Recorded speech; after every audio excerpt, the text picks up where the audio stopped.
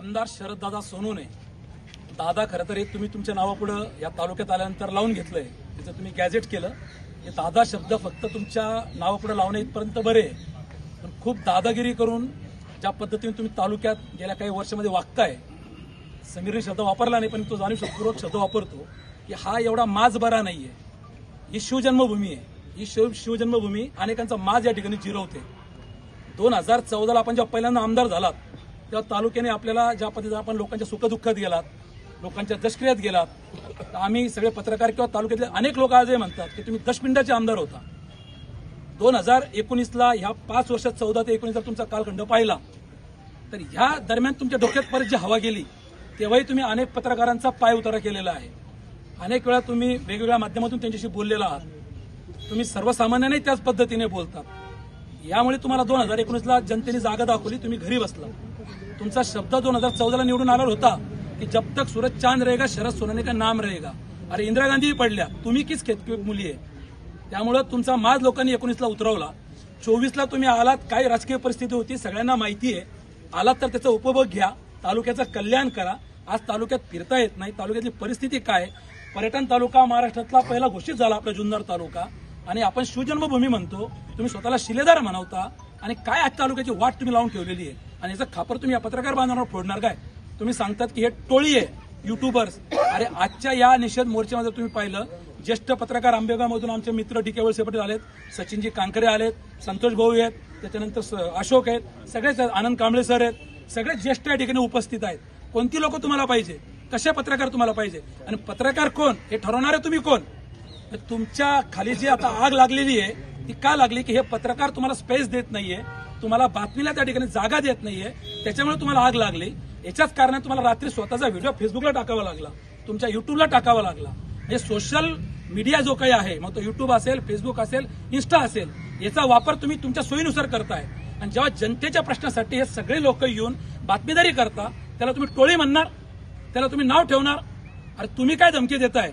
15 तारखेनंतर सुरेश वाणीला बघून घेतोय. सुरेश वाणी तुम्हाला आज जाहीर सांगतो, सुरेश वाणीच्या केसला जर धक्का लावून दाखवला ना, तुमच्या गाठ आमच्या सगळ्यांशी आहे. तुम्ही काय सांगताय. या धमक्या देणं पोकळ बंद करा. जो गरजते शरद सोनवणे वो बरसते नाहीये. तुमचं खरंच बरसण्याची हिंमत असेल तर तसंही तुम्ही आम्हाला सांगा. सहनशीलतेचा एक अंत असतो, आमच्या सहनशीलतेचा अंत पाहू नका. तुम्हाला आम्ही अनेक वेळा सांगतो. आणि तुमचे जे चाटुगिरी करणारे सोशल मीडियावरचे जे पेरलेले ज्यांना तुम्ही पैसे देतात, तुम्ही या पत्रकारांना सांगतात की हे पाकिटं घेतात म्हणून. पत्रकार हा घरावर तुळशीपत्र ठेवून काम करतो. ऊन वारा पाऊस कशाची तमा बाळगत नाही. मग ते मराठा आंदोलन असो, कुठं चोरी असो, कुठं दरोडा असो, कुठं बलात्कार असो, प्रत्येक घटना प्रामाणिकपणे 365 दिवस हा पत्रकार घरावर तुळशीपत्र ठेवून करत असतो. त्याला काही शासन पगार देत नाही. मग तुम्ही काय जागीरदार आहे का. ह्या तालुक्याचा साधारण तुमच्या नावावर झालेला आहे. कशाबाई तुम्ही या पद्धतीने पत्रकारांना बोलताय आणि किती दिवस तुमची मगरुरी सहन करायची. अनेक वेळा तुमचे सगळे शब्दप्रयोग आम्ही ऐकलेले आहे. याच्या पुढे कुठलाही असा शब्दप्रयोग खपून घेतला जाणार नाही. आणि तुम्ही म्हणतात ना की हे युट्यूबर्स आहे, यांना पत्रकार लावून येण्याचा अधिकार नाही. ज्या वेळेला तुम्ही या सुरेश वाणीबद्दल बोललात ना की सुरेश वाणी असं, सुरेश वाणी तसं, त्यावेळेला ज्या ज्या इलेक्ट्रॉनिक माध्यमांनी बातम्या लावल्या, मी नाव घेऊन सांगेल, त्या TVN असेल, साम असेल, ज्या ज्या माध्यमांनी बातम्या लावल्या डीके साहेब, त्या प्रत्येकाने त्या ठिकाणी उल्लेख केलाय की पत्रकार सुरेश वाणी. त्यात कोणी म्हटलं नाही युट्यूबर्स म्हणून. तुम्ही कोण ठरवणार आहे की हे युट्यूबर्स बोगस आहे म्हणून. अरे आम्ही जरा बोगस असू, जिल्हाधिकारी बसलेले आहेत ना, यंत्रणा बसली आहेत ना, तुम्हाला कोणी अधिकार दिला. त्यामुळे तुमची ही शहाणपणाची जी काही दडपशाही तुम्ही या तालुक्यात प्रत्येकावरती राबवताय, त्या ठिकाणी दाखवताय, ही बंद करा. तुम्हाला मी महाराष्ट्र राज्य पत्रकार संघ मुंबई यांच्या वतीने कडक इशारा देऊ इच्छितो. आता समीरने सांगितलं, अनेक पत्रकारांनी सांगितलं, जर तुम्ही सुधारला नाही तर याच्या पुढे तीव्र आंदोलन राज्यभरात छेडलं जाईल. पण समीर आजच सांगतो की आता मालेगावमध्ये आंदोलन सुरू आहे. पत्रकार संघटना शांत बसलेल्या नाही.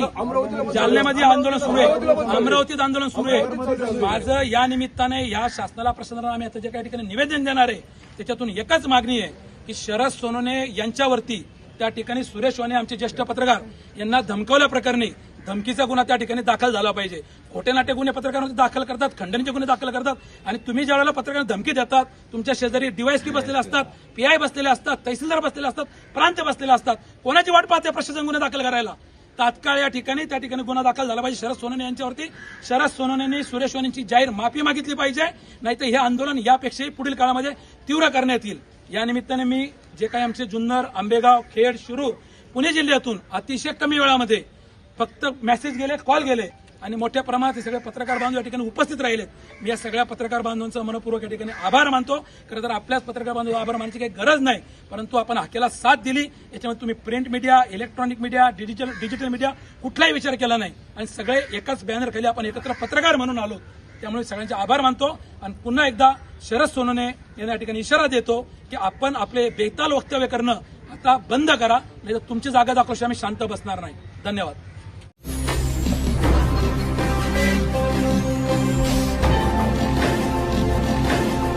ताज्या घडामोडी आणि नवनवीन माहिती मिळवण्यासाठी समाज दर्पण या YouTube चॅनलला सबस्क्राईब करा आणि बेल आयकॉनवर क्लिक करा.